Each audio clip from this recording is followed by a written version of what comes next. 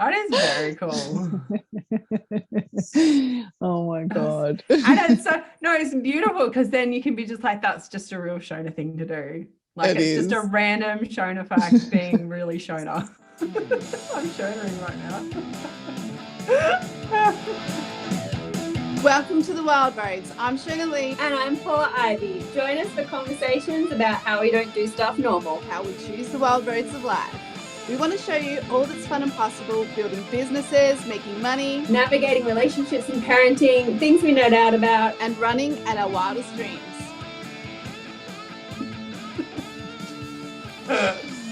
Oh, Paula the Ivy, what have you done? Or what did you do in your life that was like, yeah, it's just what I do. It's just a Paula thing to do. But now you look back on it and go, who does that? Like, what even is that? Yeah, I have many of these moments, but the one that I'm thinking of that first just came into my head. And actually, do you know what? I'm going to say it. And this generation of people are going to be like, yeah, we do that all the time. But this was like, I was a kid in high school in the 90s. Mm-hmm. So let's just take this into consideration. Yes, in perspective. Because in the 90s, hang on, I need a drink of my tea before I spill the tea. All right, you do that. But, well, that's right. In the 90s, we didn't even have mobile phones. No, well, we did have mobile phones, but they were like the Nokia 5110s that you'd get to play Snake on. And that was like phones. Late 90s. Yeah, so this was like late 90s. So, like phones just became a thing. And I mean, not many people had phones at school, but I got one when I think I was in year 11. That's when I first got my first phone. And yeah, it was like you could tell if somebody had a phone in their pocket because it was like carrying a brick around. Oh, it's hilarious. But yeah, so when I was in year 11, I had a best friend at school, and her and I. Yeah. What's the proper English there? Her and I. Our favorite class was photography. We did an elective in year 11, which was photography class. Obviously my favorite class. And so we had film cameras. So phones then didn't have cameras. No. They definitely did not have cameras at this stage. And digital, I don't even know if digital was a thing or digital was just like coming in. I remember getting my first digital camera beyond high school. It wasn't when I was in high school.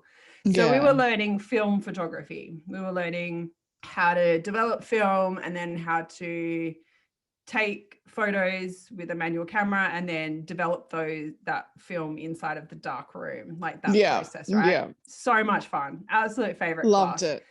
And so Kira and I thought that this was a really great opportunity because we had, the school cameras and we had to take photos to practice, first of all, developing the film and then developing the photos.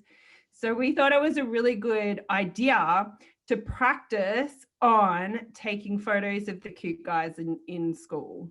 And so we used to go around. There's rules about that now. I know. Actually illegal. But we used to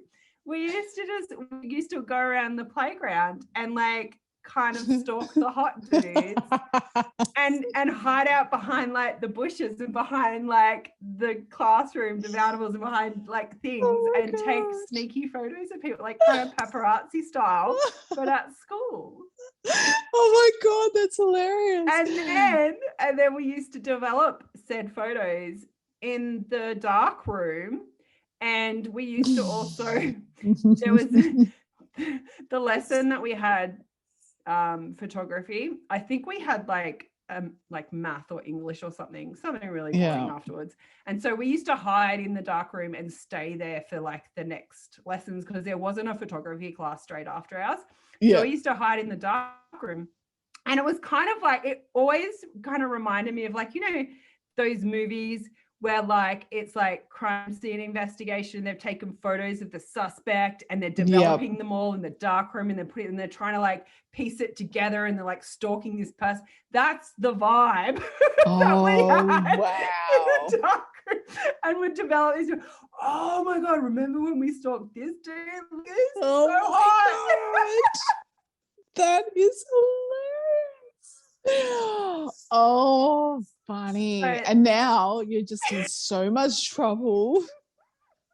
There's laws.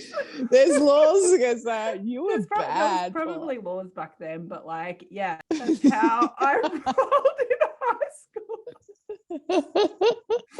If you're a hot dude that went to my high school, I've probably got a photo of you.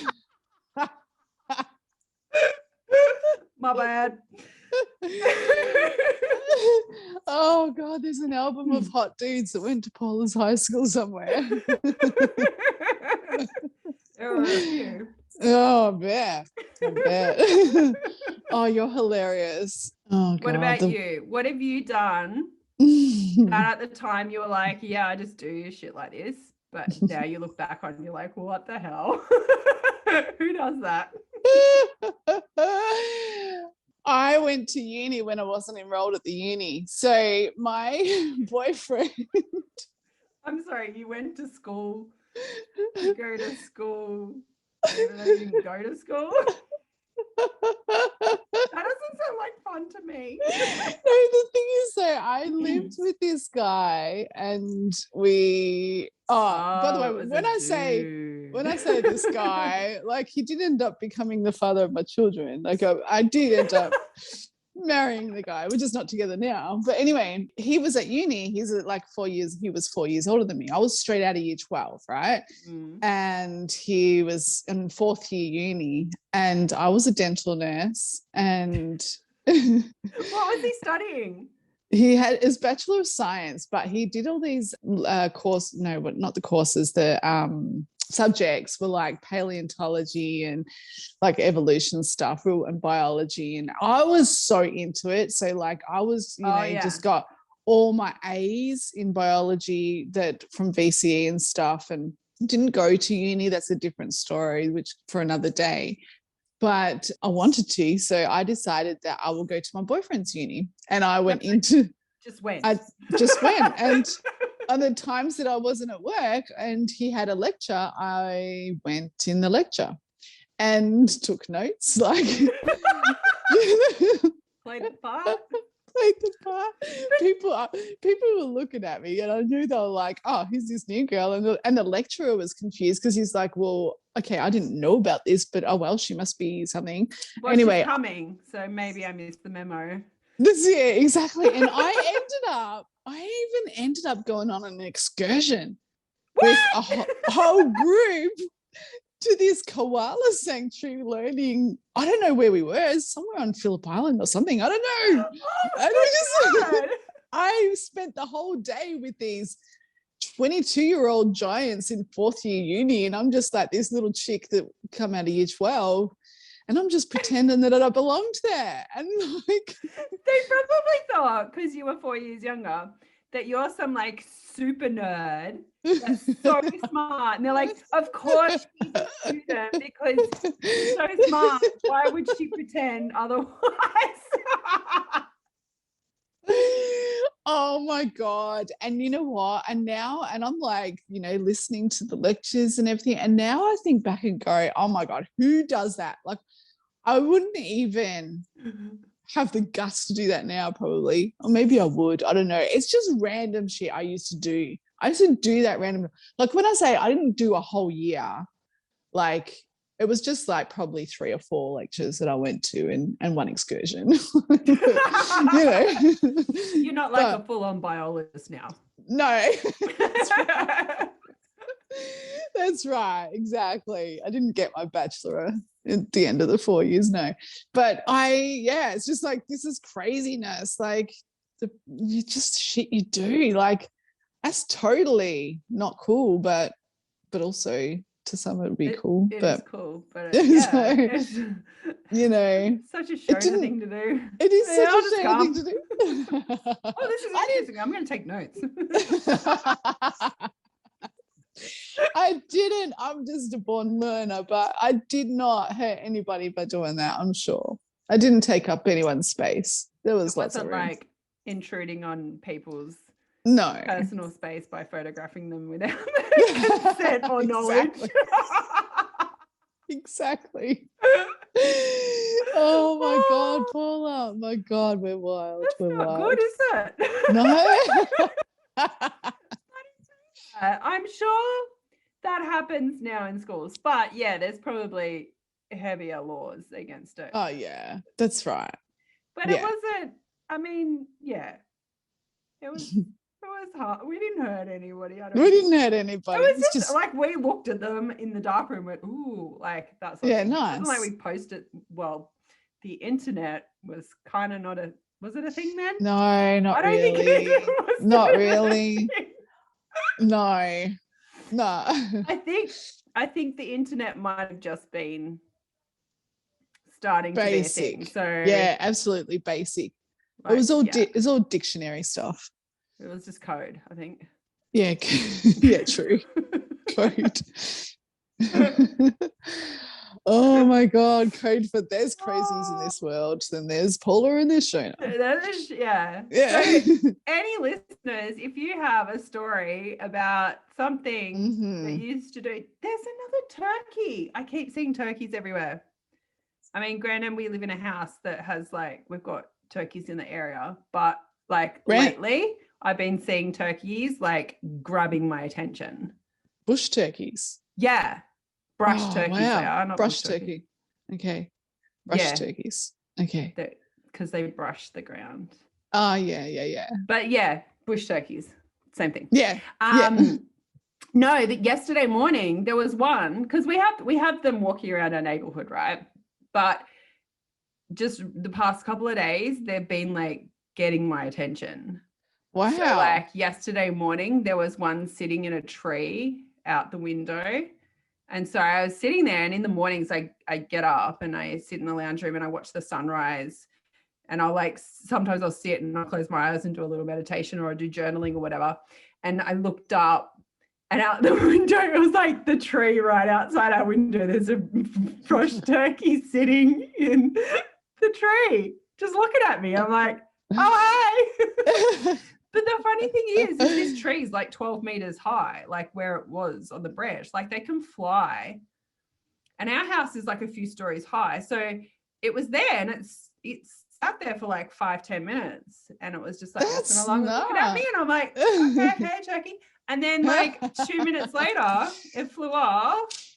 And then I could hear it walking around up on our roof. And it sounded like it was dancing up on the roof. I'm like, what is that? I'm like, oh, it's brush turkey. What the heck? And I looked it up, and it's about the spiritual meaning. It's about like a connection to earth and abundance. Love and it. Gratitude for what is. And I was like, oh, okay. Wow. This is very cool. So yeah, Paula and turkeys at the moment. But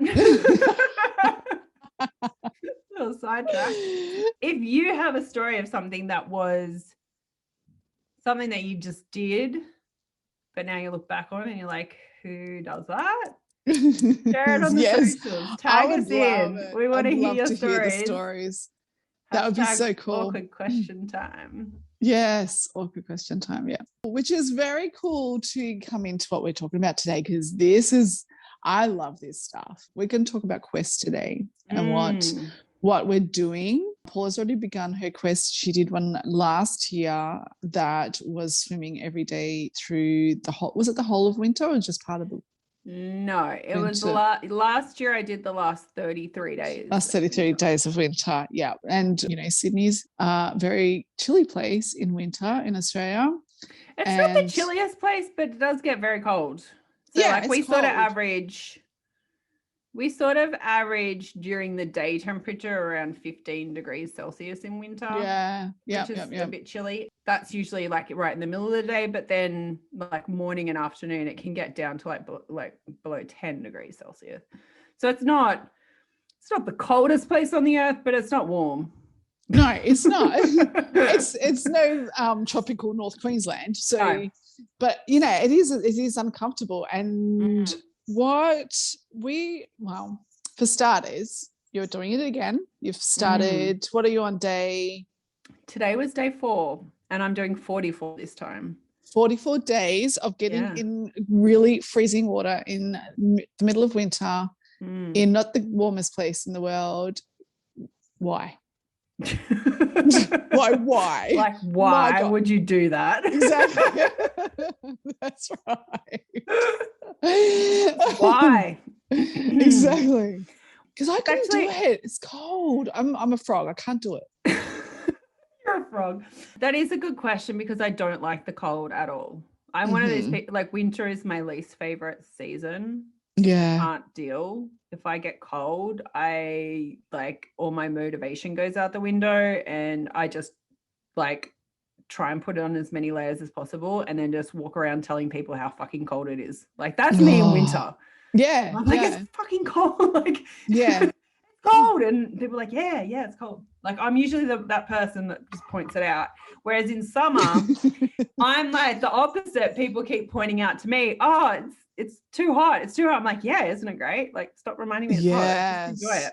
So like, yeah, I'm an annoying person in winter that doesn't like winter. So yeah, why would I want to go swimming in the ocean in the middle of winter? That is a really great question, because that is kind of like, for a sane, normal person to think about, would probably go, that's like the least thing, like the least opposite thing you'd be wanting that's right. to do if you didn't want, because it's so cold. Yes. That makes sense. So yeah, last year I did it, and I'm so glad that I did. It was one of those things that like just kind of happened.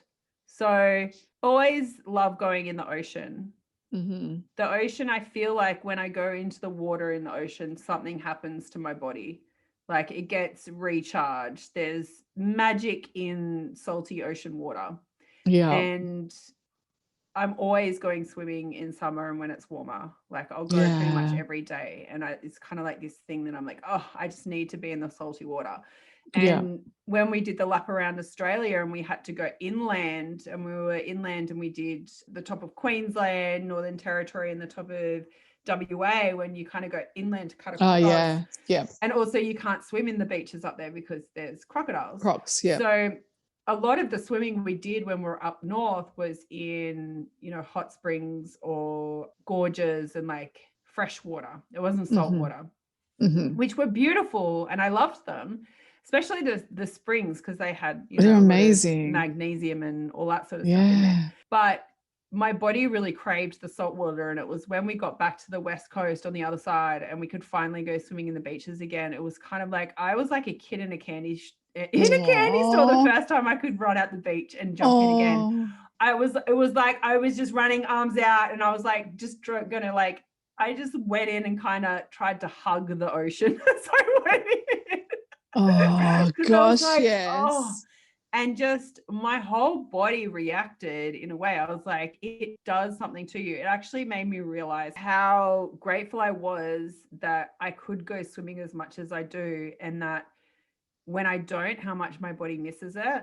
Yeah, last winter we were here in Sydney back from our trip, and there was, I don't know, it was towards the beginning of winter, and I just got this random idea. I was having a moment, having a funky day, and I was like, oh, what do I need? And my body went, go for a swim. And I was like, it's winter, you're crazy, no. And then I was like, okay, I'll go and do it. I'll just do one swim, quickly jump in, get out, and then I can like get it out of my system, sort of thing. And yeah, jumped into the water, and I was like, that was kind of the first time I jumped into like freezing cold water in the middle of winter. Like, wow. I've swam in cold water before. Like when we did the lap, we swam in Tasmania, which has like, that's Antarctica. Freezing. That's freezing water. Exactly. But we were going in on like a 40-degree day. Yeah. So it was like hot as balls. You could kind of go into the cold water and it. Exactly. You get out and you'd be like, oh. Because balls are really hot. Those balls are hot. hot balls. And then you freeze your nuts off, but then you get to defrost your balls when you get out. But yeah, so it like that, you know, it made sense that you'd go for a swim. Yeah, of course. But even still, it's so funny when you go swimming in Tasmania, everybody wears wetsuits down there. Yeah. I was like, this is strange. But anyway, I did a bit of swimming when we traveled in really cold water. So that it wasn't so much the cold water that I was getting all worked up about. It was like when you get out of the water. Oh, it's like crazy. 15 degrees outside. It's freezing. Yes. Yeah. You're going to be cold, and then you get out in the cold, and then you don't warm that's up. the part I was kind of like, oh, no. Yeah. So yeah, I did that and it felt amazing. And then I got out and of course I was like, it's freaking freezing. But got home, had a shower and all that sort of stuff and sort of defrosted. And I'm like, I feel alive right now. This feels so good. And then a few days later, it was like, go for a swim. And I'm like, oh, again? I already did that. Don't make me do it again. And then I was like, oh, I do remember afterwards, like feeling really good. I was like, all right, I'll do it again. And then after that one, it was like, it was so strange. It was like, I got out of the water and something in my body was just saying, do this every day. And I was like, what? No. Oh. And so, yeah, it just so happened that I actually ignored it for a couple of days. And then I finally went, okay, all right, I'll start today. I'll do it the rest of winter. Okay. And I had no idea what day it was. And so I jumped in, did that. And then I got home. I'm like, okay, so I'll do it for the rest of the days of winter. I'm like, let's do a countdown. How many days are left? And I was like, oh, it's 33 days. I was like, that's kind of cool because I like the angel numbers. And I was like, okay, so that's the sign. So yeah, I did it for 33 days last year in winter. And it was so interesting because it really helped me to get through like this funk that I was in. And then it also helped me to really get clear on a lot of things as well. Yeah. So when you jump into the water, I can see why people do like the Wim Hof thing. He's absolutely. Like, that seems even more crazy because you're going in a place that's actually snowing and then getting in the water. So for me to do this, like some people would be like, oh yeah, that's not that bad. That's actually warm. Like so for someone like me, it's just, whoa, that's, I can't even fathom it. Yeah, that I actually looked into Wim Hof and stuff then. I was like, okay, so I started to learn like the breathing and things like that because the first couple of days that I did it, it was kind of like I jumped in and went and then got out and I'm like, okay, I'm like, okay, I need to stay in for longer than like 30 seconds because it's such an effort to drive down to the beach, to get undressed, get in, then get changed, then go home, then have a shot. Like that's it. It takes a few hours for that whole process to like happen. Yeah. So, I was like, okay, so you get in and you do the breathing. And so I would wait until my breathing like regulated and then I get out. So that's what I did. And it was crazy. Like the winter swell in Sydney can get huge. So I love the beach and I love swimming in the beach, but when the swell's really huge, I don't like going in the waves and stuff. That scares me. Yeah. So, and because winter, there's no like lifesavers or anything on patrolling the beach like that. So I would most of the time, so there is a beach here that's quite like the waves are never that big. Yeah. Most of the time I was swimming in like the lap pools that they have at the beaches. Like they look amazing. And I'd dive into those. And it also meant that I could dive head first in instead of like having to wade through the ocean and get out and then dive under. It meant that I could get in and sort of like do it straight away. That'd be shocking. I can't even do that in 45 degrees. I've got a pool here. I still have to like climatize, put my feet. I still have to walk in. I can't dive in unless the water I know is at a gorgeous temperature. Like I struggle. So for you to dive in the freezing, like that would just honestly, like that would be a massive shock to the system. Like wow. It does. It shocks your system. Yeah, so there was some days where like the swell, like the ocean was coming up and over into these lap pools. So it was kind of like you'd get into a lap pool and you're like, it's like I'm in the ocean anyway. That's thrilling. Oh my God. That does excite me a bit. Yeah, there was this one. Oh my gosh, there's this rock pool at one of the beaches here. We'd had big storms like earlier on that season. And so there had been a lot of erosion and things like that. So there was one of these rock pools that kind of like you'd walk down the sandy beach and the rock pool was kind of like out on the edge of the sand, right? Mm-hmm. And then it was ocean behind it. But we'd had this big storm and it had eroded the sand part away. So it was kind of like you walked along the rocks on the side, and then usually where there was sand before you got into the pool, it was like ocean, then pool, then ocean. Oh, so it was my like this goodness. pool in the middle of the ocean. Really? And you have to walk down there like from like half a kilometer up the beach to actually get down to this one. And so I didn't know until I got down there. And I was like, well, I'm here. I have to go in. Yeah. And there was people in there like doing laps, like over these massive waves because the swell was ginormous. It was like you pretty much couldn't see the pool. And I was like standing there, I'm like, oh my goodness. Okay. And so I had and I was documenting it, obviously, taking photos. Yeah. And I'm like, there's nowhere to actually put my tripod to take photos because it's going to get washed away. Like I can't put it in the ocean. So I had it. So was holding my phone on the tripod. I wasn't going to take my camera in because I was like, it's going to get wet. My phone at least can get wet and it'll be okay. Yeah. So I had it on this tripod and I'm walking and I've got it above my head. And there's this lady getting out as I'm getting in and she's like, it's wild today. And I'm like, uh-huh. And she's like, oh, good luck taking a photo. And so for that one, I had to hold it and I just filmed myself like going under the wave, like and standing there. And I had to hold on to the side of the pool because it was swinging you around. Yeah. Like, I actually didn't think about it. I'm like, it would have been safer in the ocean because if you go under and you're not sort of holding on, bang, you could bang into the side of the like concrete pool. Wow. Anyway, mate, that's nuts. That's wild. Yeah, that was wild. And then there was another time at another beach, that one that we don't go to often, but it's quite busy. Mm-hmm. And there's like a stadium seating type situation there because they have races and stuff. And that was the same situation. It was packed. It was a rainy day. It was freaking cold. It was packed because people were sitting there watching the waves come up and over the edge. And there was all these people out surfing. Like the waves were wild.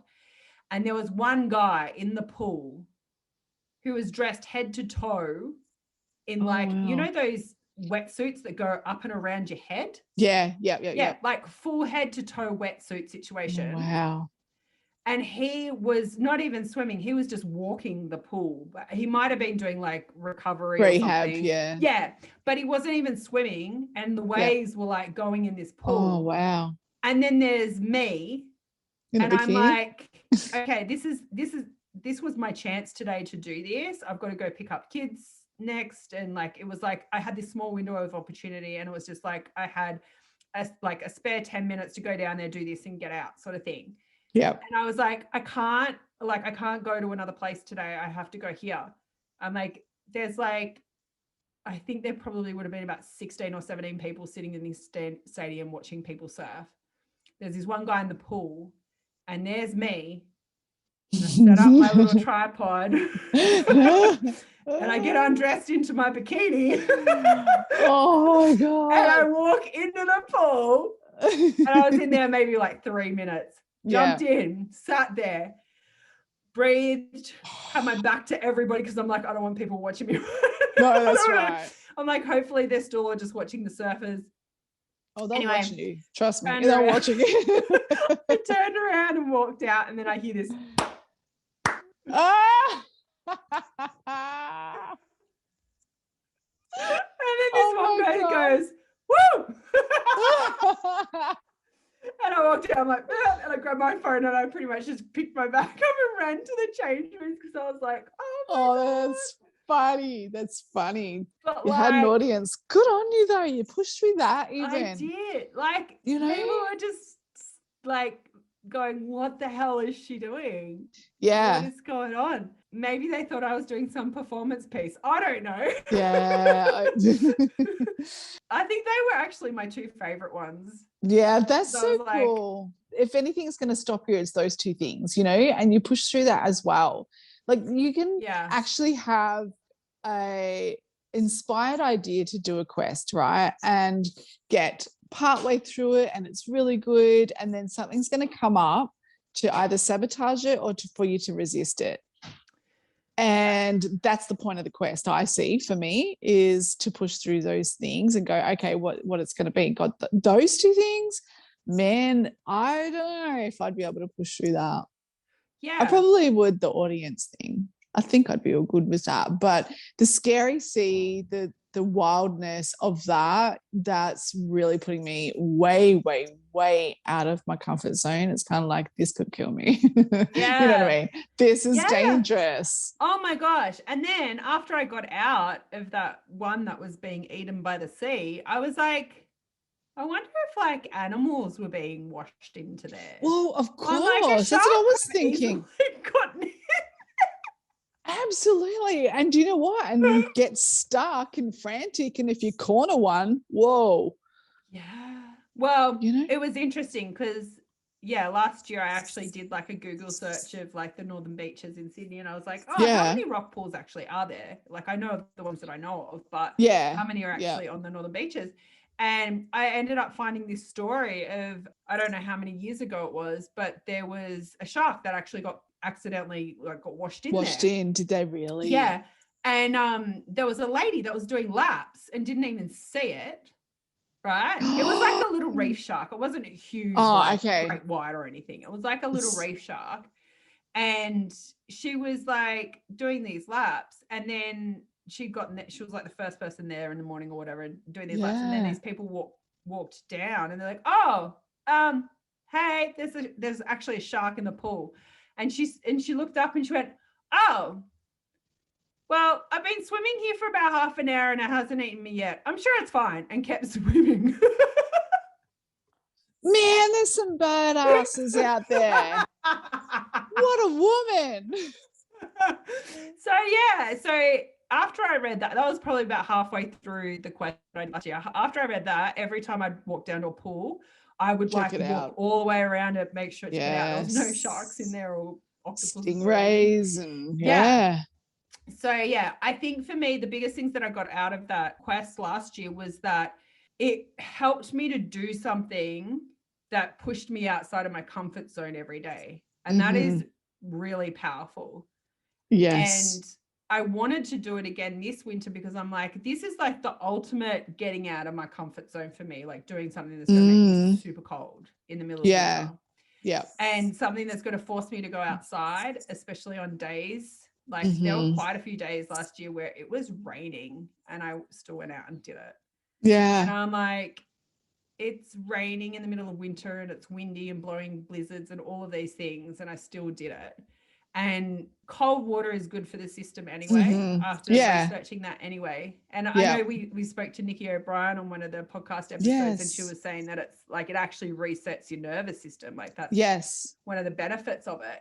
So there's that. And I could understand why it was making me feel alive and making me feel good and helping calm my nervous system. So like I was getting these, you know, amazing things of clarity come through. Like I'll be like, oh, what am I supposed to do? Everything's so funky. I don't know what, blah, blah, blah, blah. And all in my head. As soon as you dive into that water, your mind goes completely blank. Like your whole body kind of goes survival mode. Yeah.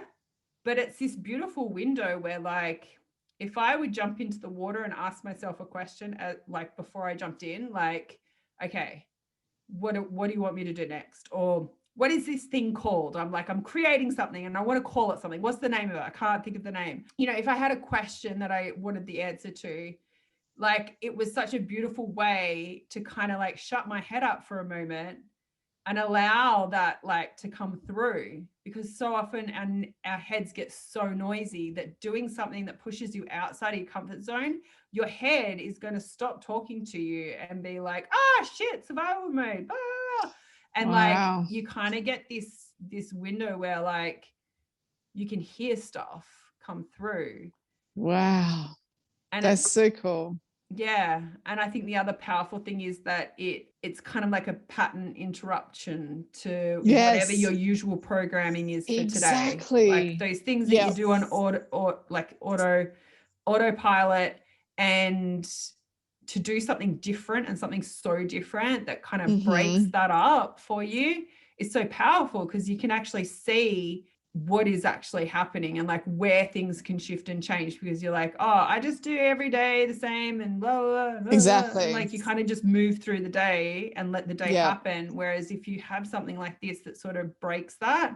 And I mean, it wasn't to create this as a habit to do forever and ever. It was just for 33 days, I'm just going to go swim in the ocean in the middle of winter. Yep. And I think that's the beautiful things about Quest is that they end. It's not something to add into something on autopilot. It's something to like spice things up a bit and just sort of shake it up. Absolutely, it is. And it's exactly right. That's exactly what it is. It's the breaking the patterns. And if we do it every day from here on in, then it doesn't have the impact, I guess, that it's supposed to have. Yeah. Yeah, I mean, I love you could turn it into a habit if you absolutely wanted if that's what you wanted, yeah. But I think it's brilliant to have things that you do for a certain amount of time just to, you know, break the patterning up and to try something new. Yeah, definitely. Yeah. So I love what's going on with you, Sean? Are you doing a Quest? Yeah, I haven't done one for a year, and I really felt called to do it. And I reached out to Alicia Bannister, who we both know that makes teas. And we should get her on the podcast, FYI. Oh, absolutely. Yeah. Oh my God, I love this woman. But it's very like, oh yeah, intuitive, like teas. And she makes teas, you know, for like, it's really naturopath stuff and it's beautiful. And I wanted teas for focus and clarity, and you know, I've brought 4 different teas, immune system and stuff. I'm not an early riser. I just snuggle up in bed. I have my best sleep from about 5 a.m. to 8 a.m. But I'm wanting to switch that around as part of my quest. So I used to train horses in my 20s. So I would get up at 4 a.m. and, do that for a very long time until my body was like, I need sleep. It was kind of... So wait, hang on, wait. Can we just back it up for a sec?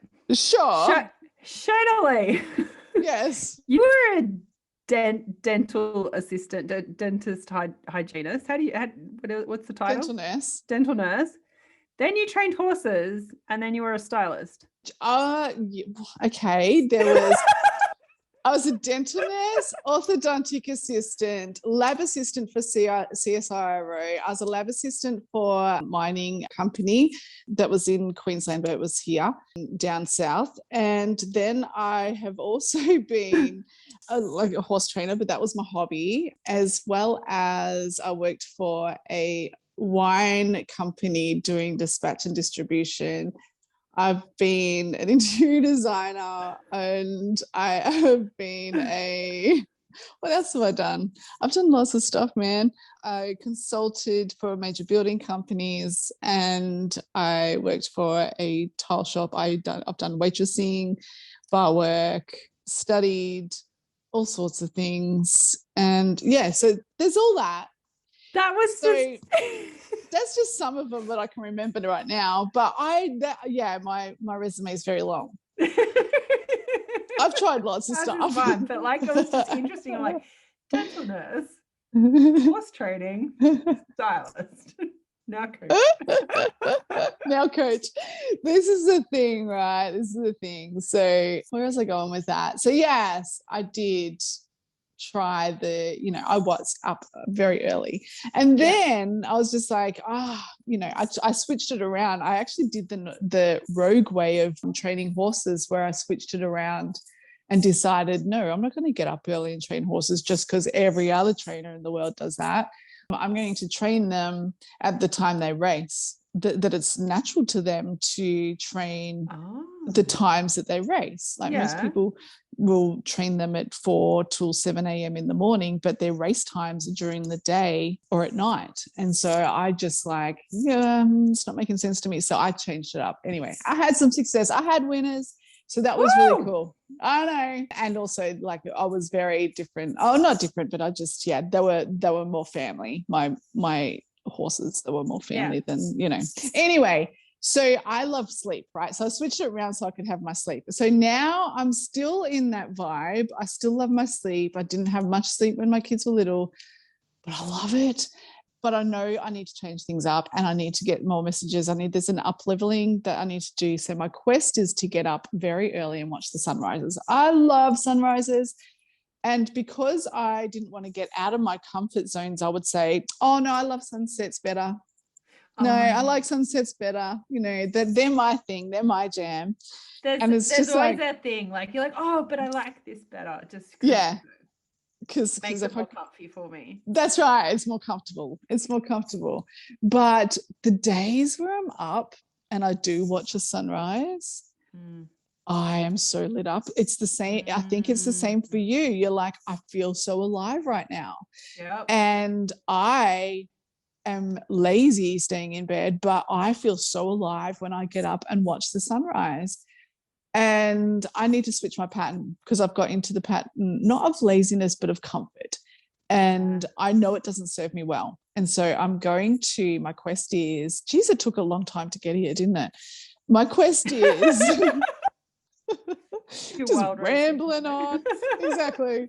My quest is to go down to the river, into the bush and the mallee, because I live North Victoria, right? And so our home is the Murray River, and with bushland and salt lakes, and it's home for me. It's where I get all my downloads. It's where I get my questions answered there.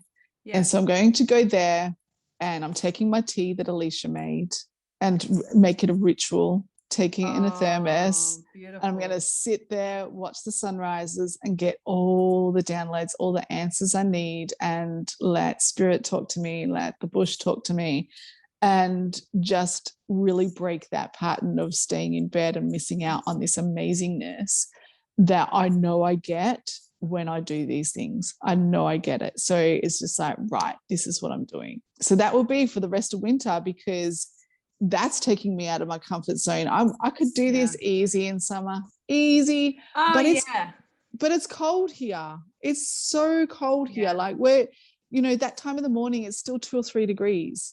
So it's the same here. Yeah, so I will be very cold. My feet will freeze. My feet freeze before anything else.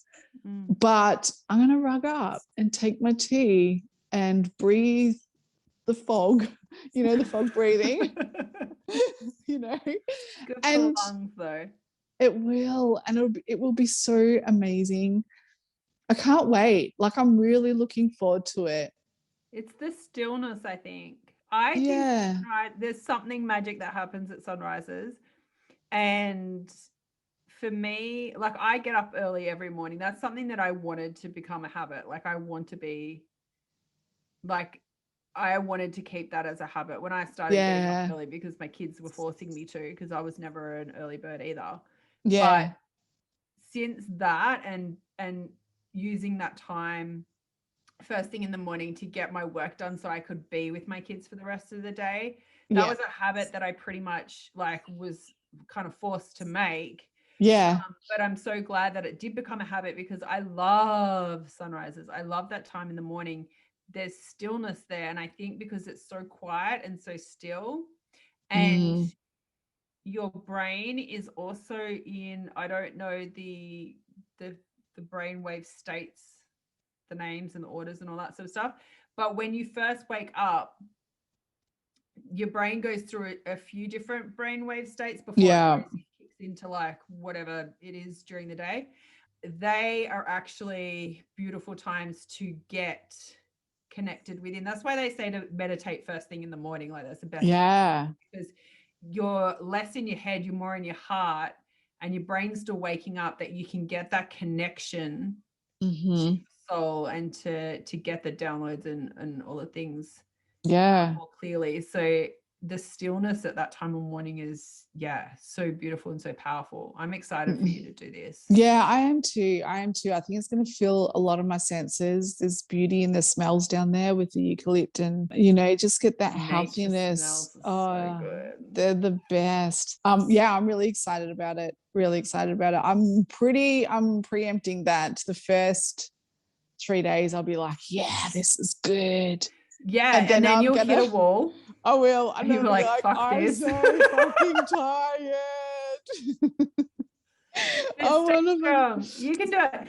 I can. Because I've done many quests, and there's always a part where you just go, oh, I don't want to do this anymore. So yesterday was day 3 of my quest, which is my quest for this year, right? Yeah.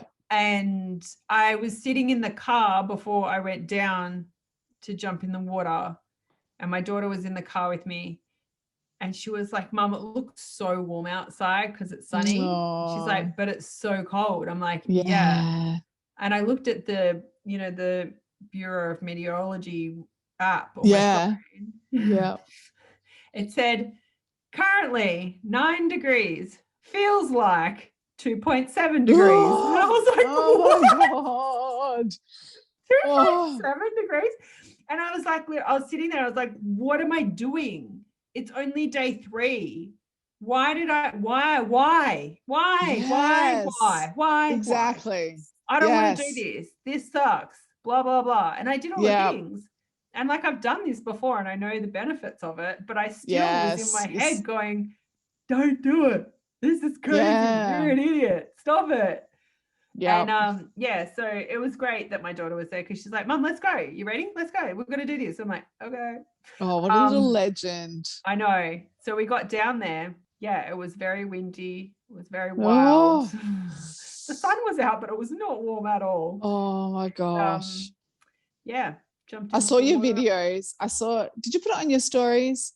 I did. I put a little snippet, because I've been every other day I sort of do like a video journal, because the plan is to put something together afterwards that sort of documents and that's quest and what came out of it for me. And it was like, before I went in, I did like a little video of like, I'm already questioning myself, like, it's going to be a really long 44 days. Like 44 days is a long time. Why do I do this? And then when I got back into the car afterwards, my face was bright red. I was shivering.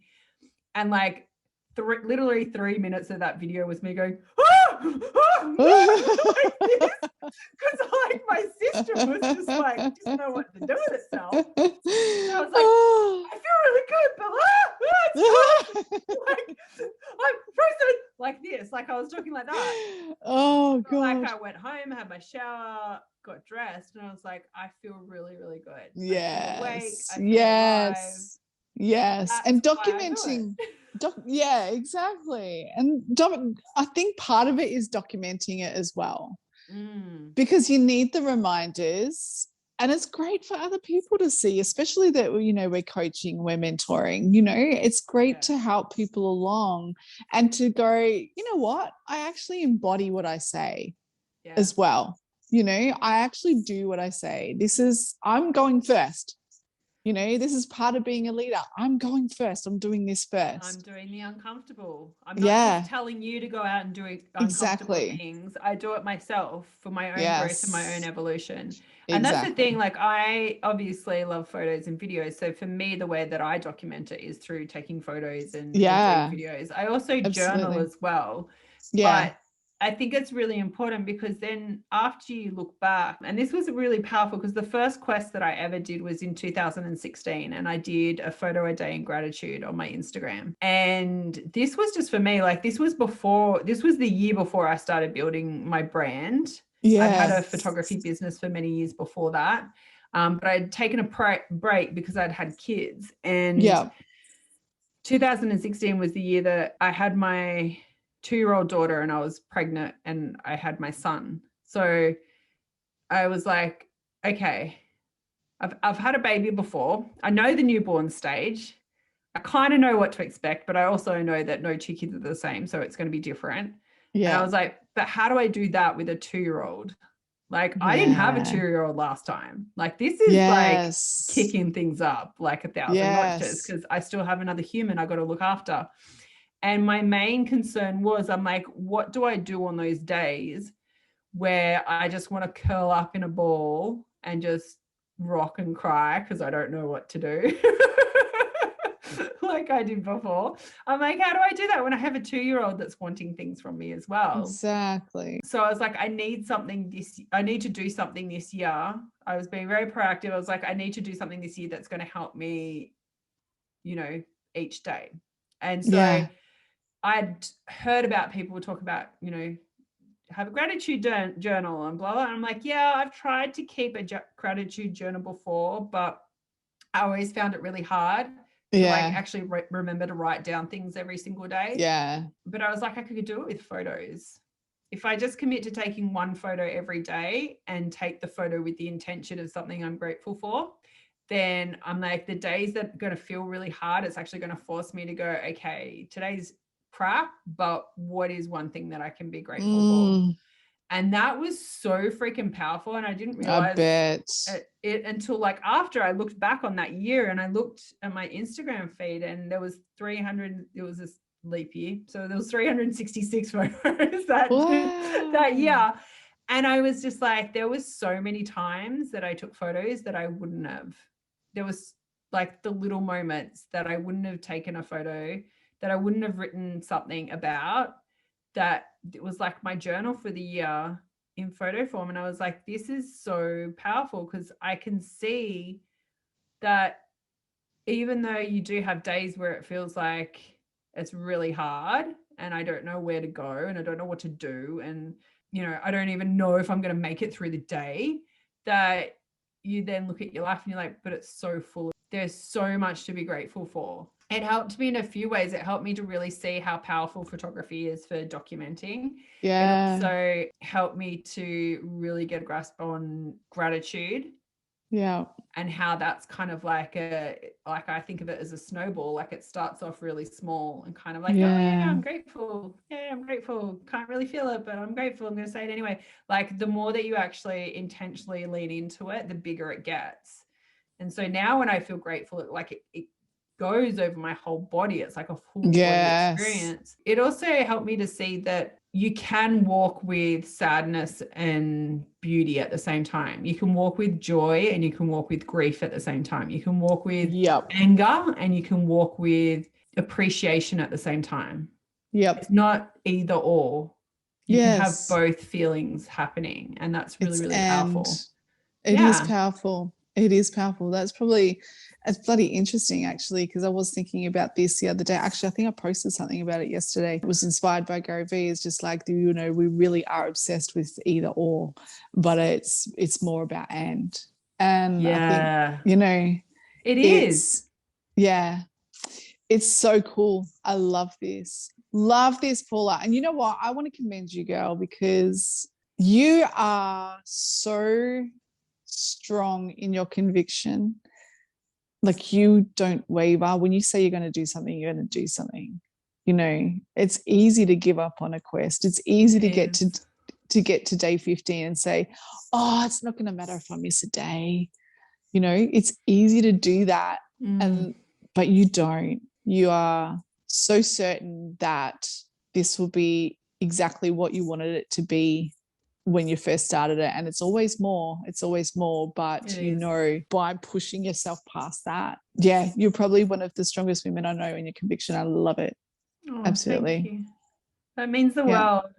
It does. It really does, because I mean, I've started quests before and haven't finished them, but it's the ones that are, see, this is the thing, right? When you do decide to do a quest, not to do a quest because you think you should do it, and not do a quest because you think, oh, well, I'll do a quest around this so that I get this. You know, I'll do a quest around this so that I get, you know, more engagement on my posts, or I get more money coming in this week, or I get more whatever. Like, for me, the whole point of a quest is to kind of go on like your own like journey with it. Like, it's kind of, it's more about adventure. an adventure, an unveiling, and like an exploration into who you Yes. are. Yes. So then what you're going to get out of it. So I don't do it because I think I should. Like, I'm not doing this quest because, you know, I should, because it's good for your health. It's good for your immune system. No. You know, all of that sort of stuff. I'm not doing it. I'm doing it because I want to push myself out of my comfort zone a little each day for personal growth. I want to see where that takes me. And I feel like that intentionality behind it is a much stronger pull than something that's like, oh, I should do it, just do it because it's good for my health. Like, yeah, we all want to have great health, but unless the why or the intention behind it is something that's really gonna, that like lets your soul sink its teeth into, and like, yeah, no, I'm doing this no matter what. So I think the intention behind it has to be rock solid, or it has to be a really, you know, a deep thing, rather than, oh, I'll just do it so that whatever. I agree. Absolutely. Well, if it's because of that, you don't get what, you know, you don't get much out of it, I believe, or it's not sustainable, you know. Well, this is cool. Let's revisit, like, after our quests are done. Yes. Let's revisit this and work out, like, and you know, share what we got out of it. Share our biggest insights. Yes. After our quests have been completed. Yes, we will. Will Shonah convert to being a morning person, or will she go, I'm good now, guys, I can sleep in? I had my little thing. Yes. So that's the thing. Like, you're not doing it to try and change who you are. No, that's not doing it. That's it. You're doing it to push yourself out of your comfort zone every single day for a short amount of time to see where the growth is at. Yeah. Absolutely. I'm definitely exploring. That's the best word for it. I'm exploring what's coming for me, what the messages are, what it does. I'm excited because I don't know what it's going to do. I don't know. It's a really unknown, and I can't wait. I'm excited for you. Thank you. Thank you. Wow, Rose!